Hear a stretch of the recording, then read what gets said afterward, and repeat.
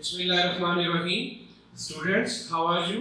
उम्मीद करता हूँ कि तमाम बच्चे खैरियत से होंगे और स्टे होम स्टे सेफ की पॉलिसी को फॉलो कर रहे होंगे और साथ ही अपने तमाम जो लेक्चर्स उन्हें डिलीवर हो रहे हैं उनकी भी तैयारी कर रहे होंगे। इस हवाले से मैक्रो इकोनॉमिक्स का जो आज का हमारा टॉपिक है, it is about public finance and taxation system in Pakistan, its types. We shall study different aspects of public finance and private finance, and then we shall study about taxation system in Pakistan. After taxation system, we will discuss about the canon of taxation, what are the principle of taxation in any country of the region, and afterwards we shall study different types of taxes prevailing in the society or in the country or all over the world, and then we shall study the importance of taxation study. In the last, I shall assign you an assignment regarding that particular topic that you have to prepare.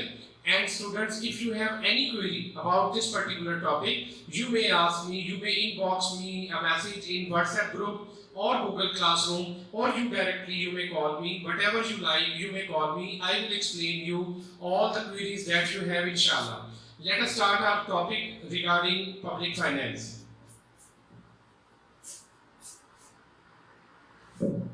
बच्चों, students, सबसे पहला जो हम इसमें study करेंगे और public finance में related है, और इस टॉपिक को शुरू करने से पहले फिर मैं आप बच्चों से एक ही रिक्वेस्ट करूंगा, और वो मैं पहले भी बार बार आपको कर चुका हूं, कि आप बच्चों के पास आपकी जो टेक्स्ट बुक है, जो रिकमेंडेड बुक है पब्लिक फाइनेंस से रिलेटेड, जो मैंने आपको प्रोवाइड की, वो आपके पास होना चाहिए, उसे अपने पास रखें। मैंने कुछ हैंडआउट्स भी आपको इसके जो है वो व्हाट्सएप कर दिए थे, वहाँ से रीडिंग करें, और फिर जो है ये वीडियो लेक्चर सुने, और आप अपने बॉल पॉइंट और अपनी नोटबुक को अपने पास रखें, ताकि जहां पर आपको कोई चीज प्रॉब्लम आए वो भी आप नोट डाउन कर लें, और जो चीजें बहुत ज्यादा जरूरी है बच्चों, वो चीजें भी आप लोग नोट डाउन कर लें। इस तरह आपको एक रफ ड्राफ्ट बनाने से बार बार वीडियो नहीं देखनी पड़ेगी, बार बार आपको टॉपिक को क्लिक नहीं करना पड़ेगा। आप अगर अपने रफ एक छोटे लेवल के नोट्स बना देंगे तो उससे आपको एग्जाम्स की तैयारी करने में बहुत आसानी हो जाएगी। तो बच्चों, अल्टीमेटली हमारा जो मकसद होता है, एक तरफ तो ये होता है कि बच्चों को पूरी तरह गाइड करें, बच्चों को हर तरह से इंफॉर्मेशन शेयर करें, उसके साथ हमारा मकसद ये भी होता है कि एग्जाम्स की तैयारी के हवाले से भी बच्चों को टिप्स देते रहें। तो ये मेरी सबसे इंपॉर्टेंट टिप्स यही है कि you should have a ball point and notebook and your text book with you, so that you may learn and जो है understand that particular topic quite easily. तो देखिए बच्चों, पब्लिक फाइनेंस वर्ड जो है पब्लिक आमतौर पर आवाम के लिए यूज होता है। फाइनेंस का मतलब क्या होता है, फाइनेंस से मुराद क्या होती है? फाइनेंस से मुराद हम बच्चों लेते हैं जब हम किसी चीज के अखराजात करते हैं, लेकिन जब ये वर्ड टिपिकली बच्चों इकोनॉमिक्स के लिए यूज होता है पब्लिक फाइनेंस, तो इसके मीनिंग थोड़े से चेंज हो जाते हैं। तो आए मैं यहाँ पर आपको अंडरलाइन करके नोट से दिखाता हूँ what is the meaning of public finance. Look at this, public finance in the following words. ये बस टेबल की डेफिनेशन है। Public finance is that branch of economics which studies the revenue and expenditures. तो यहीं पर मैं अपनी definition को रोकता हूं बच्चों। देखिए, मैंने दो चीजें बताई यहाँ। मैंने आपको बताया कि पब्लिक फाइनेंस इकोनॉमिक्स की वो ब्रांच है जिसमें रेवेन्यू एंड एक्सपेंडिचर्स, आमदनी और अखराजात का मुताला स्टडी की जाएगी। लेकिन पब्लिक फाइनेंस, पब्लिक का मतलब आम आवाम होता है। यहाँ पब्लिक से मुराद क्या है बच्चों? ऑफ गवर्नमेंट इंस्टीट्यूशन, हुकूमत की आमदनी और हुकूमत के अखराजात का मुताला पब्लिक फाइनेंस या मालियाती पॉलिसी, मालियाती अखराजात, मालियाती फाइनेंस कहलाता है। तो पब्लिक फाइनेंस से मुराद the study of income, that is revenue and expenditures of government institution is known as public finance. इसी तरह कुछ ऊपर भी कुछ डेफिनेशंस लिखी हैं। अब हम देखते हैं बच्चों के पब्लिक की जो या गवर्नमेंट के रेवेन्यू होते हैं वो कौन से हैं, और गवर्नमेंट के एक्सपेंडिचर्स जो हैं वो कौन से हैं। तो जब हम गवर्नमेंट के रेवेन्यू और गवर्नमेंट के एक्सपेंडिचर्स को स्टडी करेंगे तो ultimately we are dealing with the branch of economics that is public finance. तो बच्चों पहली चीज आपको समझ आई, what is the definition of public finance? It is that branch of economics that studies the relation और the behaviour of revenues and expenditures of government, जो government की आमदनी और अखराजात की चार्ज शीट पूरी एक बैलेंस शीट का मुताला करती है। इस स्टडी को बच्चों पब्लिक फाइनेंस कहते हैं। इसी तरह हमारे पास एक और जो डेफिनेशन है, मुख्तलिफ एक प्रोफेसर डाल्टन की जो डेफिनेशन है वो बहुत इंपॉर्टेंट है, आप भी उसको याद करने में यूज कीजिएगा। Public finance deals with governments revenue and expenditures and it studies, ये वर्ड स्टडीज लिखा है, how government maintain equilibrium between its revenue and expenditures. यानी पब्लिक फाइनेंस में एक तरफ तो हम ये पढ़ेंगे कि गवर्नमेंट की आमदनी के सोर्सेज क्या है, गवर्नमेंट की अखराजात के जो हेड्स हैं, कहाँ कहाँ अखराजात होते हैं वो पढ़ेंगे, और फिर हम ये भी स्टडी करेंगे कि गवर्नमेंट इनमें इक्विलिब्रियम बैलेंस कैसे क्रिएट करती है। आप फिस्कल ईयर का बजट देखते हैं ना बच्चों, it is actually an equilibrium between revenue expenditures. सिर्फ फर्क ये है कि गवर्नमेंट अपने एक्सपेंसेस का जो है वो एक टोटल एस्टीमेट बताती है कि एक साल में हमने इतने अखराजात करने हैं, और फिर उसकी आमदनी के सोर्सेज बताती है कि एक साल में इसके लिए जो आमदनी है वो किस किस सोर्स से आएगी। वो कोई भी सोर्सेज हो सकते हैं बच्चों, उसमें कुछ बोरोइंग भी हो सकती है, डेट फाइनेंसिंग भी हो सकती है, टैक्स कलेक्शन भी हो सकती है। तो इन तमाम चीजों को मिलाकर जो है वो पब्लिक फाइनेंस बनता है। तो बच्चों public revenue, sources of public revenue, principle of taxation are discuss, हम ये भी इसमें जो है वो ब्रांचेस में स्टडी करेंगे। तो अच्छा, अगर इसमें कोई ऐसा वर्ड है जो अगर आपको पढ़ने में ना समझ आ रहा हो तो this word is government, government discusses, discuss. अगर कोई ऐसा वर्ड है जो थोड़ा मिस प्रिंट भी है तो मैंने वो पढ़ दिया है ताकि आप बच्चों को उसको समझने में आसानी हो जाए। तो बच्चों आज का हमारा जो सबसे पहला टॉपिक है वो ये देखना है कि what is the difference between public finance and private finance, and what is the major similarity is between or that particular public finance and private finance। तो बच्चों हम देखते हैं पब्लिक फाइनेंस। पब्लिक फाइनेंस तो मैंने कहा गवर्नमेंट की आमदनी और अखराजात का मुताला। प्राइवेट फाइनेंस क्या होगा आपके ख्याल से? बच्चों प्राइवेट फाइनेंस से मुराद एक इंडिविजुअल पर्सन की इनकम और एक इंडिविजुअल पर्सन की एक्सपेंडिचर्स का जो टोटल एक बैलेंस शीट है, या total study of an individual's income, that is revenue that person has earned in a year, and and his expenses or expenditures, जो उसने एक साल में आमदनी कमाई और जो उसने एक साल में अखराजात किए, उसे हम प्राइवेट फाइनेंस का नाम दे देंगे। और गवर्नमेंट ने एक साल में जो आमदनी कमाई और एक साल में जो अखराजात किए उसे हम पब्लिक फाइनेंस का नाम दे देंगे। ये गवर्नमेंट का ये एक साल का भी हो सकता है, एक माह का भी हो सकता है, एक हफ्ते का भी हो सकता है और एक दिन का भी हो सकता है। तो बच्चों देखिए, जब मैंने इसको डिफाइन किया तो पब्लिक फाइनेंस और प्राइवेट फाइनेंस की डेफिनेशन हमने पहले ही जो है उसको किया। लुक एट दिस, कहता है the study of public and private finance shows that there are many similarities and differences between public and individual finance. तो पहले हम देखते हैं सिमिलरिटीज। सबसे पहला है balance between income and expenditures, balance between income and expenditures. Number 1 बच्चों, चाहे गवर्नमेंट है चाहे आप एक फैमिली मेंबर हैं, जो भी शख्स आमदनी और अखराजात के दरमियान बैलेंस रखता है वो उसकी प्राइमरी मोटिव होता है। किसी भी शख्स की आमदनी और अखराजात के दरमियान बैलेंस रखना बहुत जरूरी है। तो पहली सिमिलैरिटी पब्लिक और प्राइवेट फाइनेंस की ये है कि एक इंडिविजुअल फैमिली भी अपनी आमदनी और अखराजात के दरमियान बैलेंस रखना चाहती है। बिल्कुल इसी तरह हुकूमत भी, गवर्नमेंट भी अपने रेवेन्यूज और अपने एक्सपेंडिचर्स के दरमियान में बैलेंस रखना चाहती है। Number 2, maximum utilization of scarce means. Scarce means, scarce का मतलब होता है लिमिटेड, मींस का मतलब होता है resources. That means every individual wants to maximize the utilization of their scarce means। यानी हर इंडिविजुअल यही फैमिली चाहती है कि उसके जो रिसोर्सेज महदूद हैं, थोड़े हैं, वो किसी इस तरह यूज किए जाए कि उनकी यूटिलाइजेशन बेहतरीन हो। वो स्कार्स मीन क्या है? वो उसकी आमदनी है। वो चाहता है कि अपनी आमदनी को इस तरह खर्च करे कि उससे मैक्सिमम सेटिस्फैक्शन ले।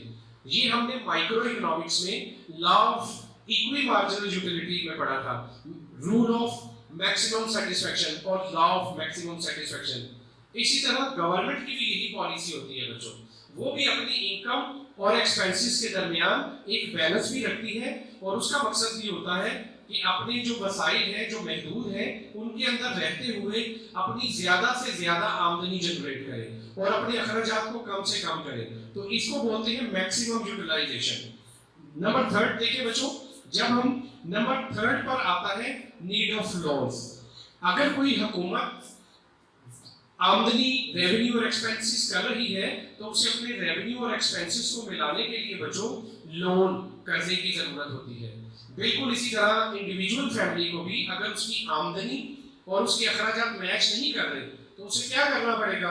उसे ऑफ कोर्स कहीं ना कहीं से कर्जा लेना पड़ेगा, या अगर उसके पास बच्चों पहले से सेविंग्स है तो उन्हें क्या करना पड़ेगा? उन सेविंग्स को यूज करना पड़ेगा। तो इसका मतलब है थर्ड सिमिलैरिटी दोनों तरह के फाइनेंस में ये है कि दोनों को कर्जे की जरूरत होती है, लेकिन फर्क ये है कि गवर्नमेंट लोन लेने की कैपेसिटी ज्यादा है, उसके पास रिसोर्सेज लोन अवेल करने के ज्यादा है, जबकि इंडिविजुअल के पास लोन लेने के रिसोर्सेज कुछ हैं, जैसे कमर्शियल बैंक्स हो गए, फ्रेंड्स हो गए, रिलेटिव्स हो गए या मनी लेंडर्स हो गए।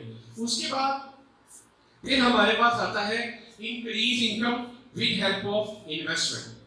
तो बच्चों ये भी एक अहम सिमिलैरिटी है जो आपको पब्लिक फाइनेंस में भी मिलेगी, प्राइवेट फाइनेंस में भी मिलेगी। देखिए बच्चों, हर शख्स अपनी आमदनी को ज्यादा करना चाहता है, चाहे वो एक फैमिली मेंबर है, चाहे वो एक गवर्नमेंट का कोई सेक्टर है।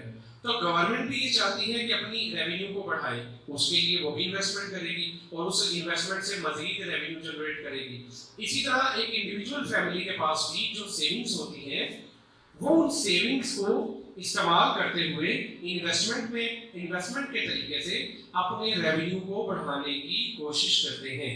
तो इसका मतलब ये हुआ कि पब्लिक फाइनेंस हो या प्राइवेट फाइनेंस हो, दोनों का मोटिव होता है कि किसी तरह अपने रेवेन्यू को मजीद बढ़ाया जाए, मजीद ज्यादा किया जाए।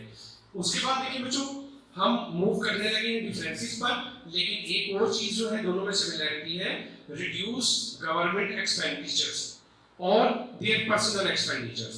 यानी गवर्नमेंट भी चाहती है कि उनके एक्सपेंडिचर्स कम से कम हो, और दूसरी तरफ जो प्राइवेट फाइनेंस है, फैमिली इंडिविजुअल्स हैं, वो भी चाहते हैं कि उनके एक्सपेंसेस ज्यादा से ज्यादा हो। बिल्कुल नहीं, क्या होने चाहिए? रेवेन्यू ज्यादा से ज्यादा और एक्सपेंसेस क्या होने चाहिए? कम से कम होने चाहिए। तो बच्चों अब हम मूव करते हैं differences between public finance and private finance. तो देखिए बच्चों, नंबर 1 लिखा है adjustment of income and expenditures. Number 1 जो डिफरेंस है, ये बड़ा जबरदस्त डिफरेंस है बच्चों।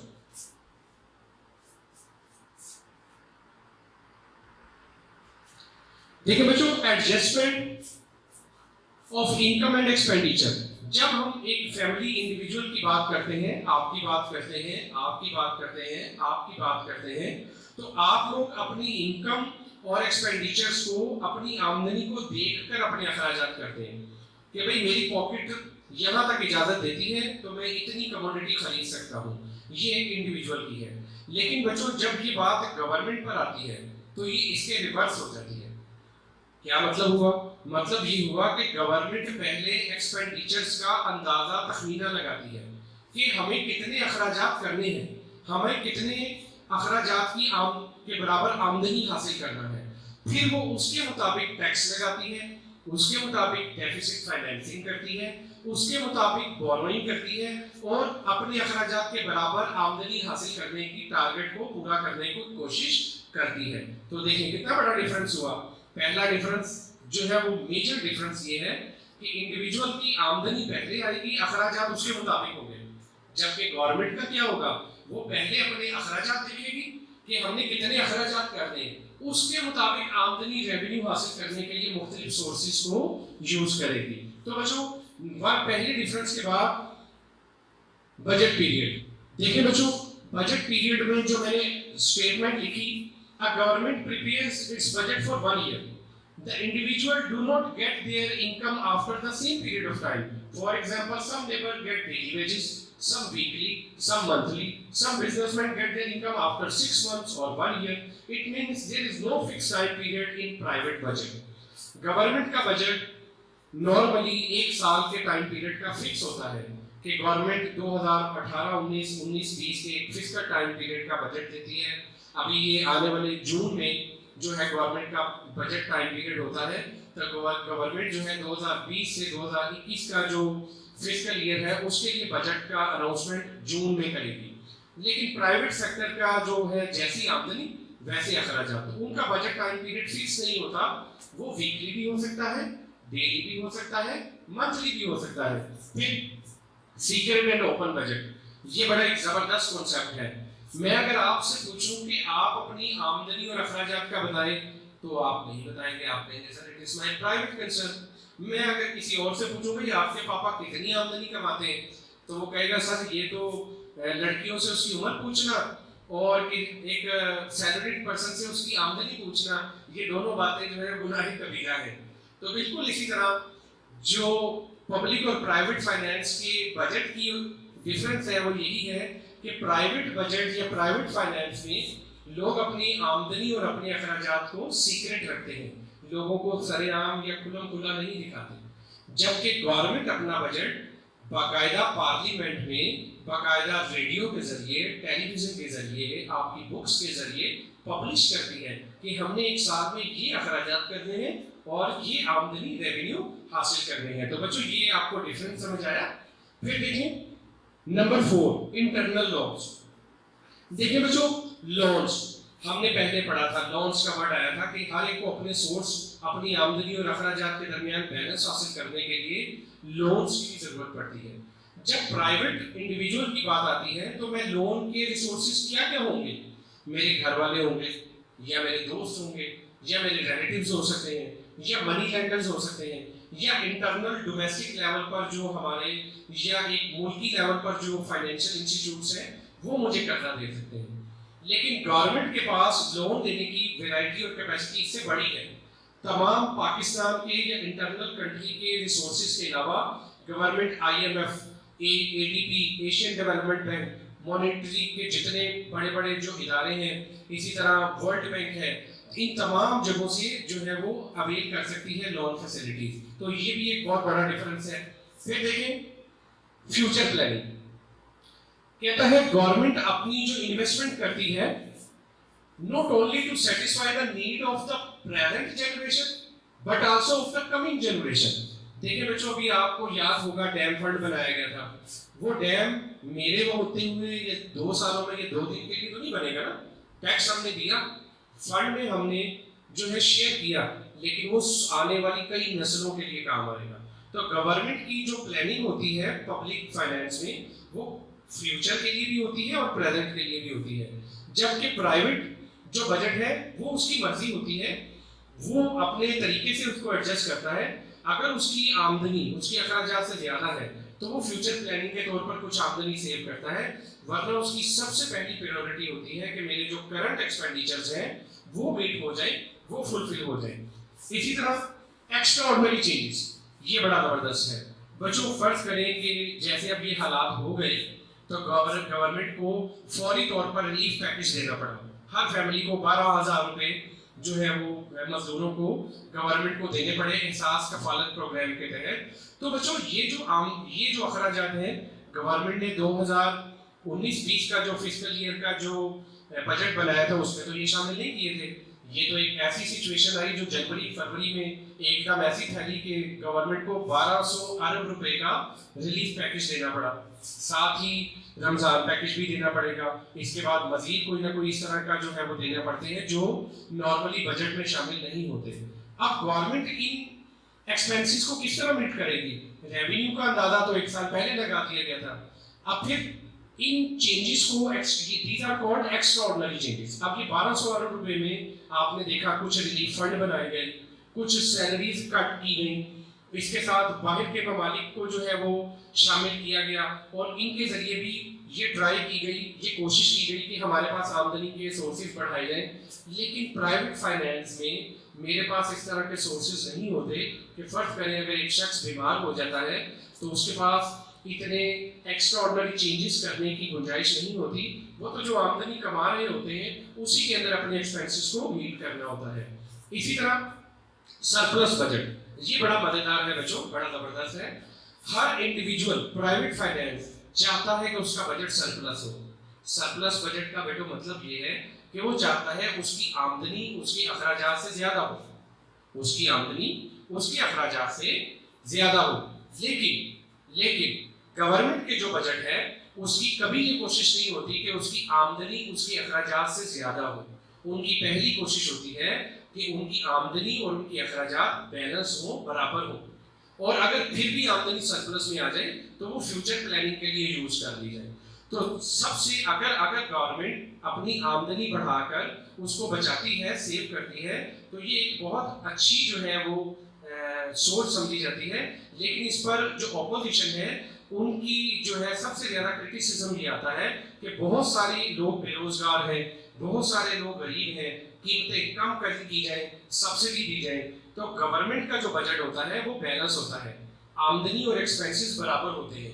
प्राइवेट जो बजट होता है वो हमेशा आमदनी ज्यादा होने की कोशिश की जाती है और एक्सपेंसेस को हमेशा कम करने की कोशिश की जाती है। तो बच्चों ये जो कुछ मैंने आपको बताए डिफरेंसेस, इसमें कुछ 4 डिफरेंसेस और हैं। एक है डेफिसिट फाइनेंसिंग, गवर्नमेंट नए नोट छाप सकती है। प्राइवेट फाइनेंस में हमारे पास ये अथॉरिटी नहीं है कि हम न्यू नोट प्रिंट कर सकें। इसी तरह डिफरेंस इन ऑब्जेक्टिव, हमारा मकसद सिर्फ होता है मुनाफा कमाना, एक बिजनेसमैन का अपनी आमदनी और अखराजात को बैलेंस करना। गवर्नमेंट को वेलफेयर देखना होती है, welfare of the whole society. अगर वो कोई इदारा बनाती है तो वो फर्दे वाहिद के लिए नहीं बनती। मसलन मोटरवे बनी है, सबके लिए है, डैम बनेगा, सबके लिए बनेगा। तो इनके ऑब्जेक्टिव में डिफरेंस होता है। रिकॉर्ड ऑफ फाइनेंस, हम अपने अखराजात और आमदनी का नॉर्मली बेटो रिकॉर्ड नहीं रखते। मुझे नहीं पता मैंने पिछले साल क्या अखराजात किए थे, लेकिन गवर्नमेंट बजट में आप पिछले 50 सालों का रिकॉर्ड हासिल कर सकते हैं कि किस साल कितनी आमदनी अर्न की गई और कितने एक्सपेंसेस बियर किए गए। फॉरेन एड, बच्चों जब मुल्क किसी परेशानी का हालत में आती है तो उसको फॉरेन एड की शक्ल में गवर्नमेंट अपने बजट को बढ़ा सकती है, रेवेन्यू बढ़ा सकती है। जिस तरह ज़लज़ले की शक्ल में या कोई और इस तरह की कैलेमिटी की सूरत में दूसरी दुनिया के जो ममालिक हैं उन्होंने हमारी मदद की थी। लेकिन और अभी की मिसाल देता हूँ कि कोरोना वायरस में भी अभी तक जो है इस पर वर्किंग चल रही है। देखते हैं यूएनओ क्या करता है और जो ममालिक जिनका हमने लोन पे करना है वो क्या इस सिलसिले में जो है वो स्टेप्स लेते हैं। लेकिन प्राइवेट फाइनेंस में हमें फॉरेन एड की कोई सहूलत नहीं होती। तो बच्चों इन डिफरेंसेस को पढ़ने के बाद अब मैं आपको एक जो है वो असाइनमेंट नॉमिनेट कर रहा हूँ। वो असाइनमेंट आप बच्चों ने तैयार करनी है और आप बच्चों की जो असाइनमेंट है वो इस फाइनेंस के हवाले से है कि एटलीस्ट आप अपने सर्कल में और अपनी जो गवर्नमेंट ऑफ पाकिस्तान या गवर्नमेंट ऑफ पंजाब है एटलीस्ट आप उसका जो बजट है पिछले साल का 2019 का उसको स्टडी करेंगे और उसमें से 5 चीज़ें मुझे जो है बताएंगे। फिर उसके बाद आप 5 फैमिलीज के जो फाइनेंस है उसको स्टडी करेंगे और उनकी जो आमदनी और एक्सपेंसेस को लिखेंगे ताकि उनके दरमियान एक कंपैरिजन किया जा सके। Thank you.